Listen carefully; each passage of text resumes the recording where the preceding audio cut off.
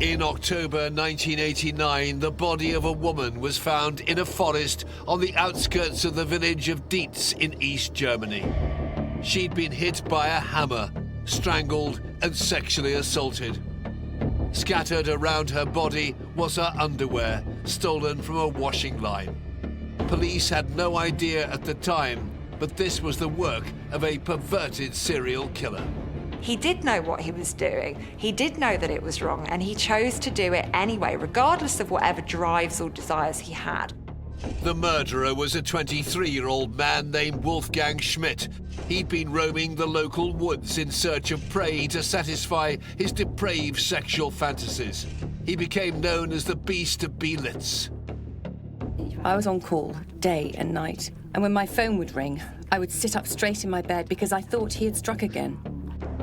Over the next 2 years, he would kill a further 4 women and a baby, all to fulfill his own grotesque form of sexual urges. You have a man who is completely possessed by the desire that is now feeding the frenzy of his own addiction. Wolfgang Schmidt, the Beast of Beelitz, had become one of the world's most evil killers.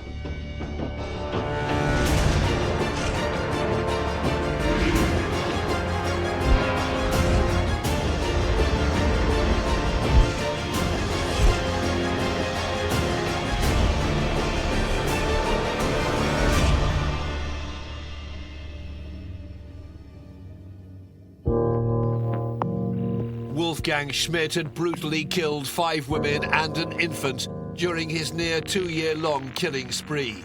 He committed his crimes in and around the forest near the town of Beelitz in East Germany.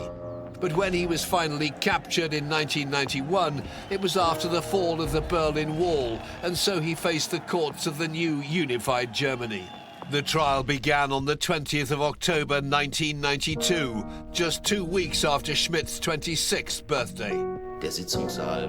The public gallery was jam-packed. Not one more person could fit in. Everyone wanted to see Wolfgang Schmidt. This, of course, has to do with the sensationalism.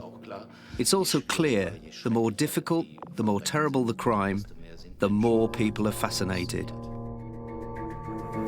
Schmidt had murdered 5 people and attacked 3 other women in an attempt to get sexual gratification from his unique perversion, stealing and soiling their underwear. The only way he could do this was if they were dead. There are some elements of the most extraordinary humiliation in Schmidt's acts towards women. And there can be no forgiveness for that. He was literally out of control. He was quite literally fulfilling his own fantasies at the expense of whomever might get in his way. It moved the whole country, all of Germany, not only the vicinity of Berlin and Brandenburg. It was on the national news. Germany was moved. Despite the extreme violence and sexual elements to his crimes, when he was found guilty and sentenced to 15 years in prison, Wolfgang Schmidt showed little remorse for his actions. I think he was embarrassed, but he was not ashamed about anything, least of all the murders. During the trial, it became clear Schmidt's motive for killing was to indulge his fantasies for wearing women's underwear and defecating in them to reach sexual satisfaction. He was diagnosed with a fetish called coprophilia. Coprophilia is a very rare paraphilia, and it's basically a sexual arousal around human waste, around excrements. People becoming sexually excited around this substance. So it's very, very rare to see this, even amongst serial killers. Any kind of major fetish almost always becomes uncontrollable. The same is true of someone who gets an intense satisfaction, as in this case, from wearing women's clothes. That satisfaction, along with coprophilia, is a very dynamic mixture. In time, Schmidt's bizarre and murderous acts would earn him 2 monikers. He was called the Beast of Beelitz and was also labelled by some as the Pink Giant. He became known as the Pink Giant because he grew to be a 6'1", 6'2" tall man, and he loved pink underwear, ladies' pink underwear, which was part of his fetish. This killer's story begins just over 50 years ago. Wolfgang Schmidt was born on the 5th of October 1966 in the small town of Lenin near Potsdam in the former German Democratic Republic. He, along with his younger brother, grew up in a rural area just outside the town. Well, the family is the first institution in which we start to learn about men and women's roles in society and about their relationships with one another. So what we see in our family in our early years, we take to be our benchmark for normal. According to a psychologist's report, Schmidt's unusual desires began early. Wolfgang Schmidt ist auf den Fetischismus. Wolfgang Schmidt discovered his fetish by coincidence when he went through his mother's closet as a 6- or 7-year-old boy and discovered lingerie. Gestoßen and then he put that lingerie on. Dann hat sich bei ihm, he had the need for a loving, symbiotic relationship with his mother. Und über diese Intimwäsche, which he was able to establish by wearing her lingerie. diese symbiotische Beziehung herstellen können. At first, Schmidt says he felt a childlike pleasure from wearing his mother's underwear, and it became a substitute for a close maternal relationship. Well, many children are going to experiment. They're going to play when they're youngsters. They're going to try on the clothes of their parents, their siblings. This isn't something that is completely out of the ordinary. But the real key for me here is it's the reaction of other people when a child engages in this behaviour. Is this something that the parent is going to make them feel bad about? Is it something that the parent's going to make them feel ashamed of? Or is it something that's just going to be brushed off and okay, it's fine, they're just playing, they're just experimenting? According to Schmidt, his mother reacted with horror. And she started to lock her underwear away. But Schmidt had already developed a fondness for wearing his mother's undergarments. When he discovered that defecating and urinating in them increased the overall pleasurable sensation, he could not stop. The thing about him starting to soil the underwear, it could have been maybe he was wearing the underwear when everybody was outside the house and then he heard a noise. He's a kid, he gets scared, you can't really control it, and then it just happened right there. He didn't intend to. And as he did, something else came over him that he don't know what it is. But it was something that made him go, wow, I like this. Not a sexual thing. He just simply felt a different excitement. And when a kid likes something, they'll go back to it. By the time Schmidt reached puberty, defecating in his mother's underwear added a whole different level of enjoyment. To get pleasure out of destroying something that belongs to her, something that is intimate for her, that's really meaningful for me, looking at this from the outside, and see him getting pleasure in doing this, in soiling this underwear. That's something that signifies to me he's enjoying getting a little bit of power back. Dieses Verhalten hat He ritualized that behavior over the years so that it didn't only become the central element of his sexuality, but of his entire life. eben auch seines Lebens an sich That means that he really only lives to experience that kind of sexuality. und Sexualität ausleben zu können. With all the underwear locked away, Schmidt started to look elsewhere to satisfy his urges. This was the beginning of his double life. Ulrich Bauschulter was Schmidt's defense lawyer. Ja, hat öfter mit seinem Vater.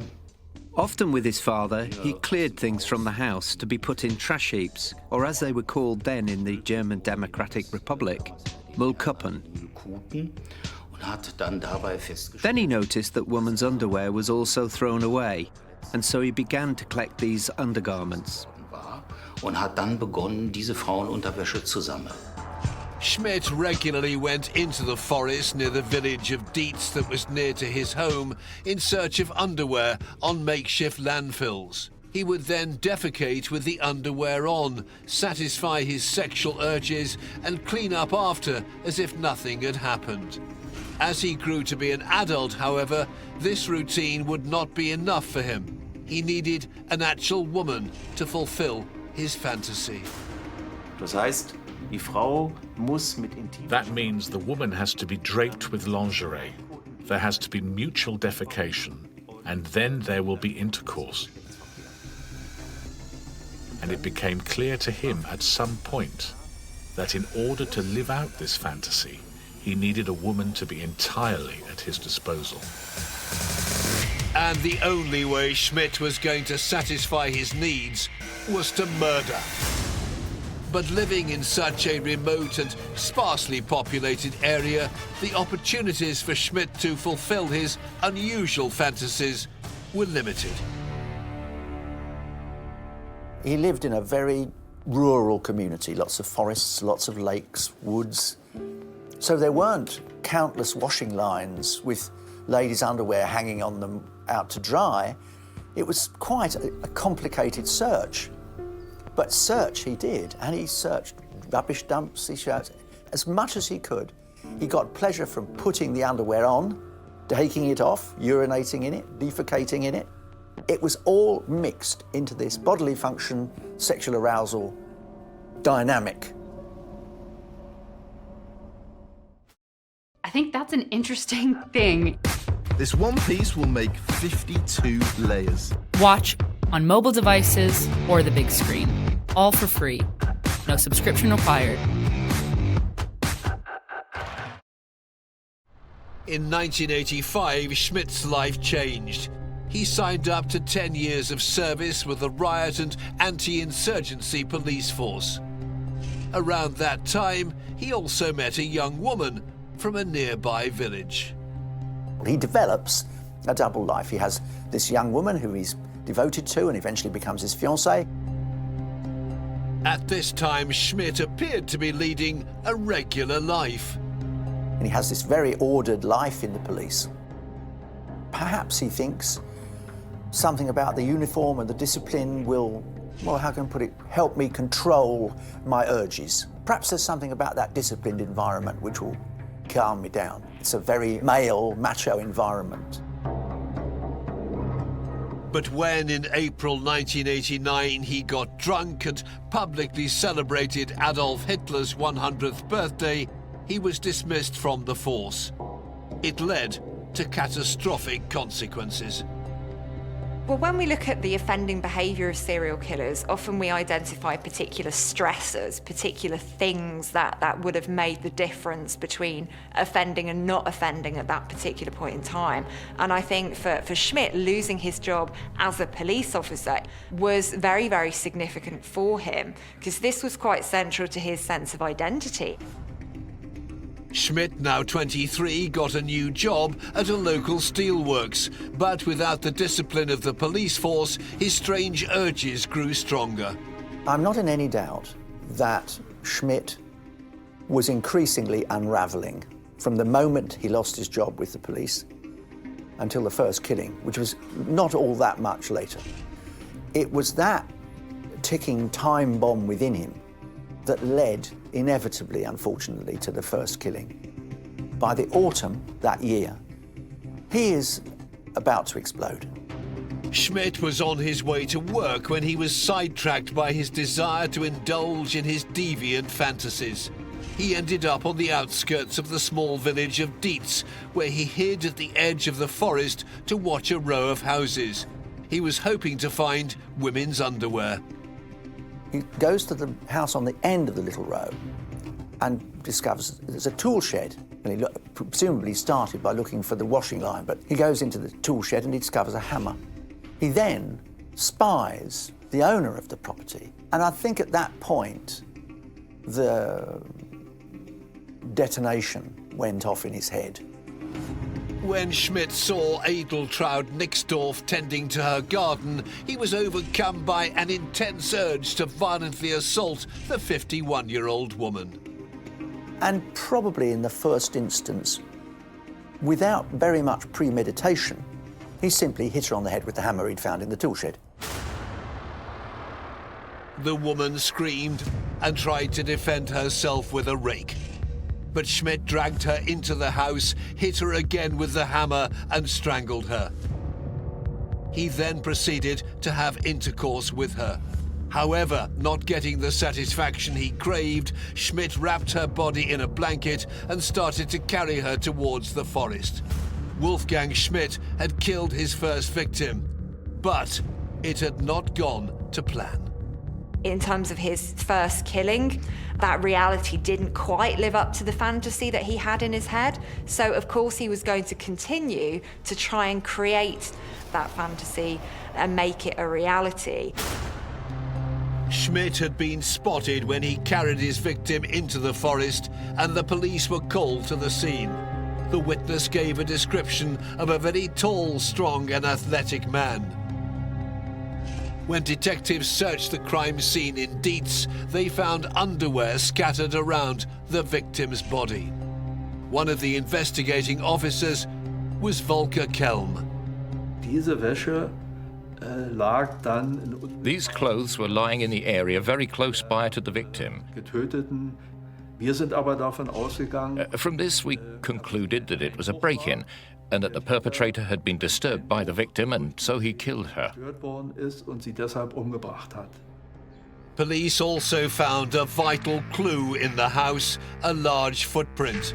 The boot was military issue and similar to ones worn by some police units.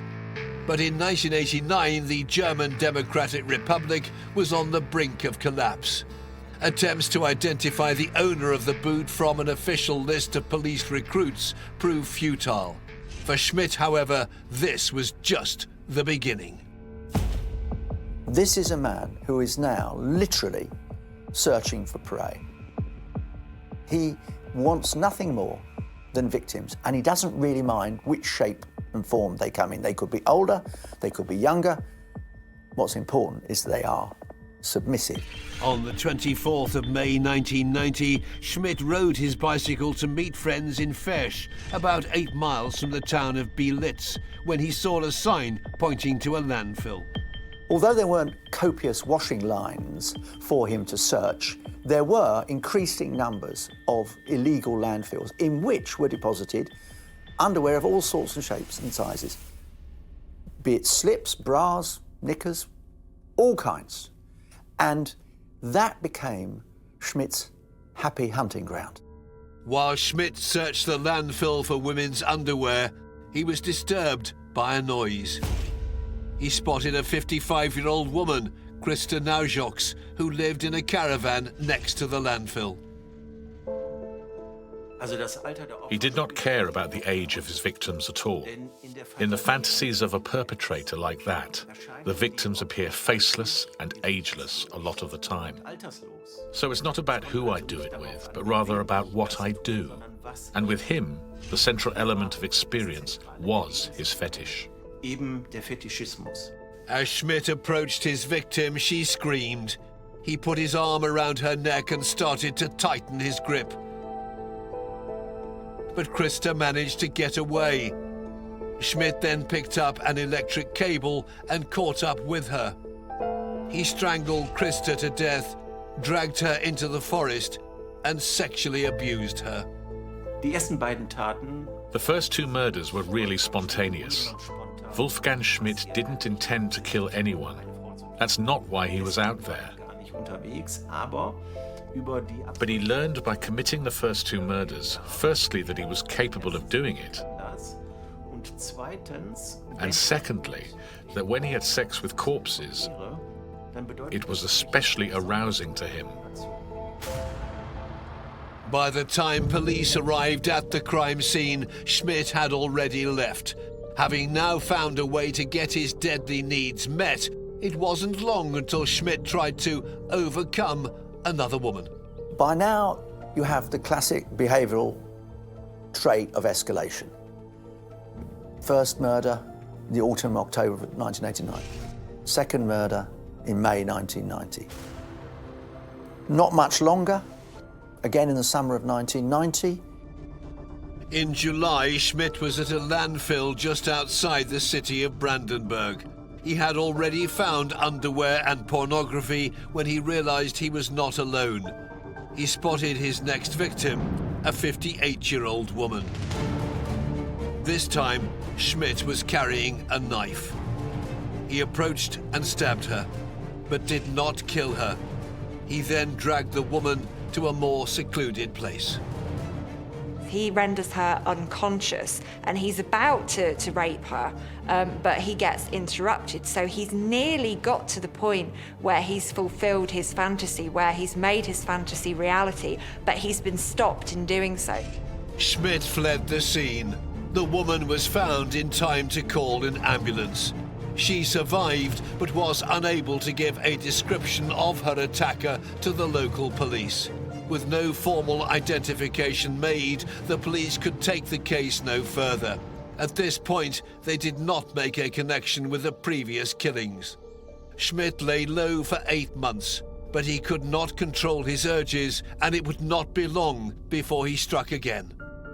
When he gets to the fourth victim, he goes prepared, essentially. He's got a knife. He's absolutely determined because he's nearly reached the point that he wanted to reach. He's nearly managed to have sexual relations with a woman who is submissive, who is unconscious. And he's absolutely determined that he's going to make this happen. So there's a real sense of urgency in him now. And he's a very, very dangerous man. On the 13th of March 1991, Schmidt attacked Inga Fischer. The 34-year-old woman was walking home through the forest near Beelitz. She was stabbed by the killer with a knife from behind. And here too, based on the way it was done and in the circumstances, we couldn't establish connections with any previous incidents. The modus operandi, the way it was done, was different. One was struck with a hammer, one was strangled, one was stabbed. 2 were older women, this time a younger woman. On a forest path, a cottage, a rubbish dump. Because we didn't have any matching clues until then, it was hard for us to see any connections.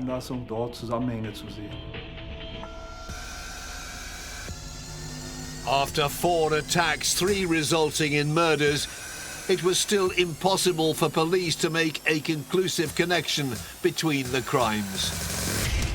That meant Schmidt's killing spree continued, unabated. In the spring of 1991, Wolfgang Schmidt was leading a double life. He was engaged to be married and worked at a local steelworks. At the same time, he was a dangerous sexual predator that was still on the loose. One thing had become clear: it was dangerous for women to venture into the forest on their own. Police handed out leaflets and warned local communities, but the message had not reached a community of former Russian military families living in the area.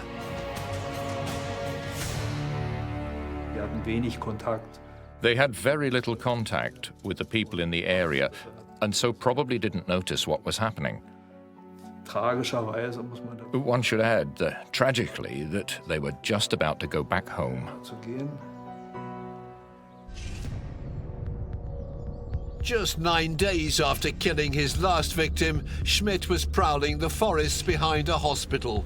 He spotted a Russian mother, Tamara Petrovskaya, and her infant son walking home through the woods. He's been fantasizing about this sexual encounter for so many years. It's something that he really wants. Now the possibility is in front of him, and there's one barrier in the way, and that barrier is the baby. So he's very instrumental in removing this obstacle to getting what he wants. Schmidt attacked his victim, beat her, and started to pull her into the forest. To silence the baby, Schmidt picked up the infant and threw him to the ground, and then callously kicked him in the chest. The most horrific, the most terrifying of Schmidt's crimes was the killing of a Russian doctor's wife. The woman was 44.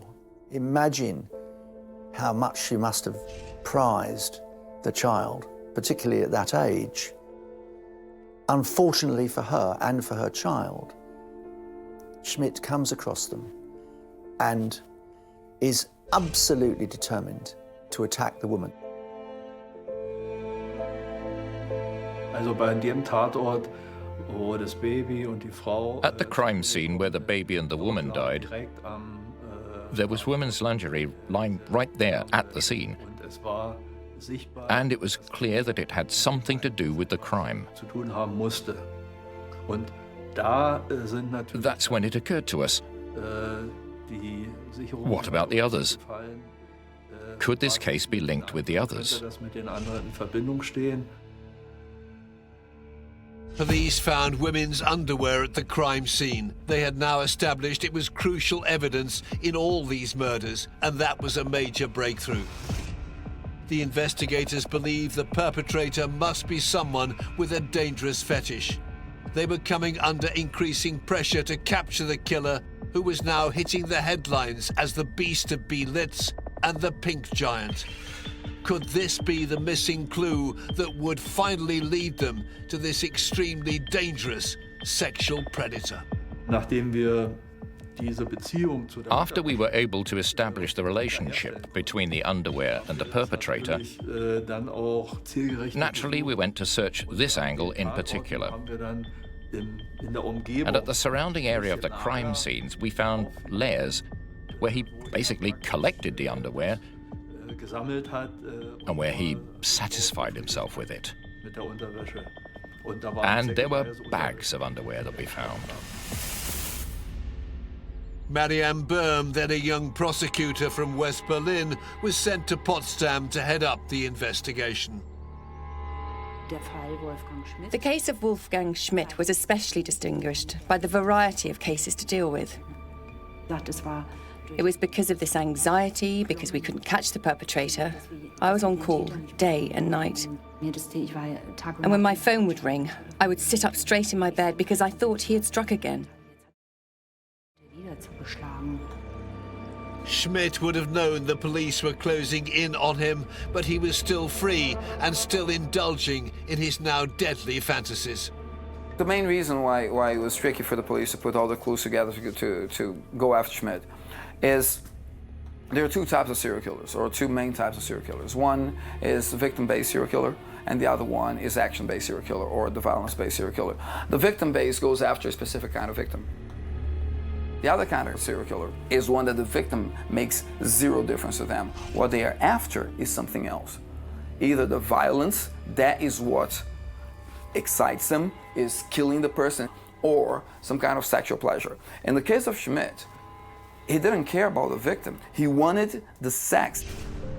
But as yet, the police had no idea who they were dealing with.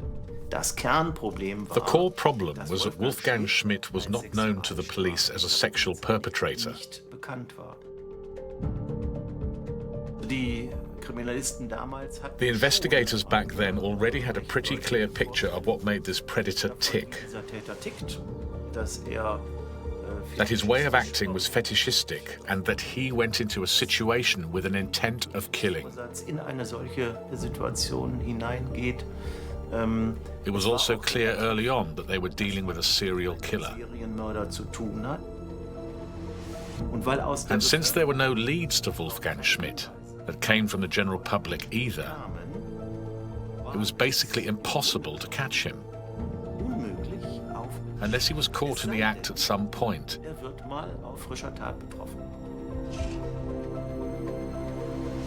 That means they were looking for a needle in a haystack. 2 weeks after his last assault, Schmidt was on the prowl again. He came across two 12-year-old girls who were looking for a dead deer in the forest. The escalation is very, very common. So now he escalated. Maybe he thought to have my kind of fetish sex with two women instead of one. Maybe he already been fantasizing about that for a while. I'm certain that the reason why he went after that is because he had done everything prior to that, and he was always escalating and escalating and escalating until the day he gets caught. Schmidt attacked the girls dressed up in women's clothes, wearing an apron. What the girls must have thought almost defies belief. There's this presumably huge man dressed up in women's clothes with an apron on. It is truly bizarre. This time they both survive. This time they can describe the man who's attacked them. Schmidt's disappointment at failing to fulfill his sexual needs with the two girls was so intense that the following day, on the 5th of April 1991, he struck again. He broke into the house of a 66-year-old woman, Talita Bremer, while she slept. Schmidt found her underwear and became highly aroused. He strangled her to death and then sexually defiled her body. What we've got to remember is here is a man that did have some control over his behaviour. Everybody has fantasies, everybody has things that they would like to do, but they know that these things are socially unacceptable, or they are deviant, or that they are illegal. So most people choose not to act on them. But he did. He knows what he's doing is wrong, but he's choosing to do it anyway because he wants that fantasy that he's created in his head to become a reality. And he's always making the decision that he's going to try again, because I've not quite achieved it this time. I'm going to do it again. The hunt to capture Schmidt was gathering pace. Thanks to the description given by the two surviving 12-year-old victims, police were able to issue an identikit, and the prosecution offered a reward of 20,000 Deutschmarks for information. We received hundreds of bits of information after we went public with it. There were several things that pointed towards somebody that lived in the area, that was out and about, that had some sort of occupation that made him wander the forests, but that was all we knew. All of that really became more focused when the girls were able to tell us who we were actually looking for. By the summer of 1991, East German Wolfgang Schmidt's deviant fantasies had spiraled completely out of control. In his extraordinary search for sexual fulfillment, Schmidt had attacked 9 people and murdered 5 women and a baby. But his lust for a bizarre form of gratification showed no signs of stopping. On the 1st of August 1991, nearly 4 months after his previous murder, Schmidt returned to the woods surrounding his home to try and satisfy his desires. With Schmidt, it's not simply about ending his victims' lives and then sexually abusing them and raping them after they've died. It's also about continuing in this behaviour of wearing women's underwear, of soiling this underwear. He has this routine, he has this ritual, and he has to have every stage of this ritual in order to gain sexual satisfaction. And it's becoming all the more elaborate and all the more complex with several stages in it. Wearing women's underwear, soiling the underwear, identifying a victim and assaulting that victim. And all of those elements need to be there for him to have satisfaction from it. Alert to his perverse and murderous activities, the police were now determined to catch the serial killer known as the Beast of Beelitz. Es war so, dass wir ja in dem Wald We carried out searches in the woods for these types of clothing sites because we firmly believed that there must be more to find. And we were able to find several of them in the forests around Beelitz, Heilstätten, and Neuendorf, and so on. We staked out 2 of these sites. To do this, we used special observation forces who were trained for this, who lay hidden in the woods, who watched.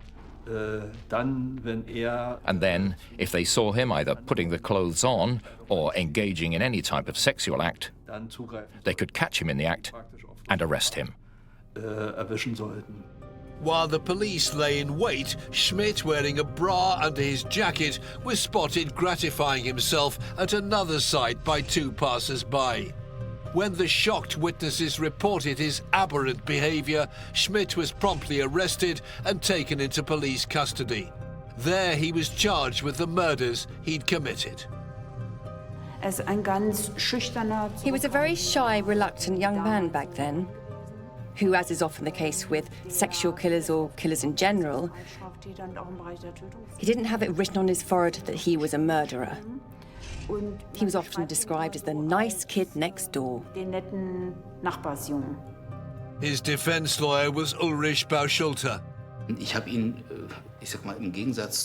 In contrast to his physical size, he was well over 1.90 meters.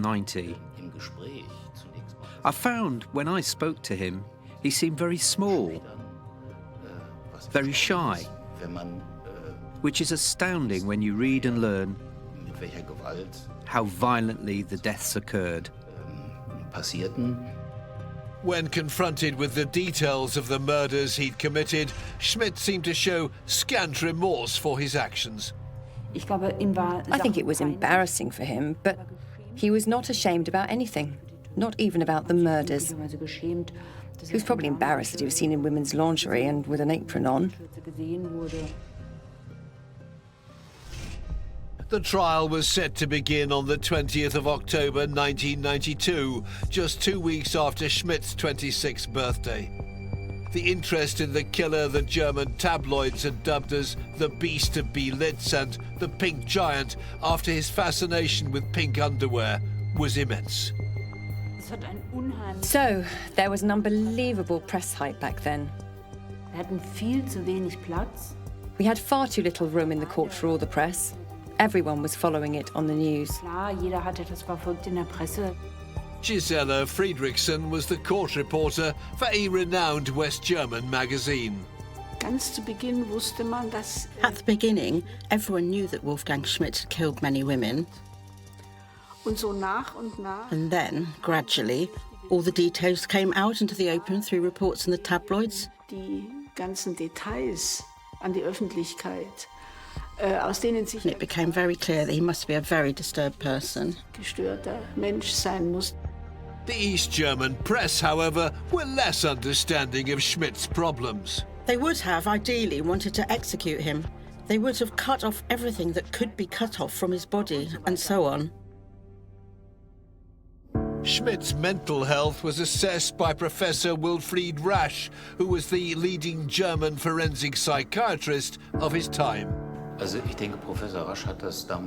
Professor Rasch explained it brilliantly to the court, how Wolfgang Schmidt developed throughout the years. It began during his childhood, in the search to have a closer relationship to his mother. And that naturally evolved into something else as time went by. That was fetishism and also transvestism. A combination of these, which together with inclinations towards coprophilia, changed and became established. Even when we look at cases of serial killers, we only come across a handful of cases where people have engaged in this type of behaviour. And unfortunately, if something like this isn't nipped in the bud, isn't recognised early on, it's something that's only going to get worse. Schmidt had shared his most intimate secrets with the psychiatrist, including revelations about his habit of defecating in women's underwear and then wearing it back to front while pleasuring himself. Professor Rasch concluded that Schmidt's sexual fantasies began to grow, and at some point the balance tipped over and he decided to try to do this with a woman. But when Schmidt failed to achieve sexual gratification, he snapped, and that's when his killing spree began. When the desire got stronger and stronger, it ended in those murders. That's where he got his first kick, and where he noticed that there was a chance for him to move on to a level that may give him sexual satisfaction. Schmidt was cooperative from the beginning, but when he was confronted with the identikit that led to his capture, his response was rather startling. When he saw the picture, he said to me, "That looks a lot like me, but it can't be me because I didn't kill anybody." I didn't really know how to interpret that statement back then until Professor Rush conducted the examination in order to see what it was that was really wrong with Mr. Schmidt. The results stated repeatedly that when he lived out his fantasies, in his mind, the women had lived. All throughout the trial, Schmidt continued to claim that in his head, all his victims were still alive. So Schmidt's fantasy was all about dominating a live woman. He says, in my head they were alive. Well, in his head they had to be alive because that was the only way in which he could get pleasure out of this situation. The prosecution had vast amounts of evidence such as clothes, undergarments and the murder weapons, but they did not play a significant role during the trial because Schmidt had confessed to everything. Everybody agreed that Mr. Schmidt belonged in a psychiatric facility. Schmidt was sentenced to 15 years in prison and was admitted to a psychiatric clinic in Brandenburg, where he remains to this day. Adding to the price he's paid, Schmidt's fiancée has, since his incarceration, left him. Wolfgang Schmidt ist hochgradig. Wolfgang Schmidt is very sexually deviant, and he most certainly has a personality disorder as well. As long as he does not confront what he has done and gets the appropriate means to help him, he will always pose a threat to others. And since, to this day, that has not changed, there is no chance for him to ever be set free again. Many people have issues seeing him as a typical serial killer because of his modus operandi varying from one victim to the other. But essentially, his drive, his motivation is the same as many other serial killers. He wants to have power over other people and to dominate other people. He shared with other serial killers a callous disregard for the rights of other people, for the lives of other people, and for their suffering. In a final twist to this story, in 2009, courts allowed Wolfgang Schmidt to change his name to Beate Schmidt when he revealed his desire to transition into a woman. Schmidt has been undergoing hormone treatment since 2010, but has so far been refused gender reassignment surgery. Regardless of his current or future gender, the bizarre and callous killings committed by the beast of Beelitz, Wolfgang Schmidt, makes him one of the world's most evil killers.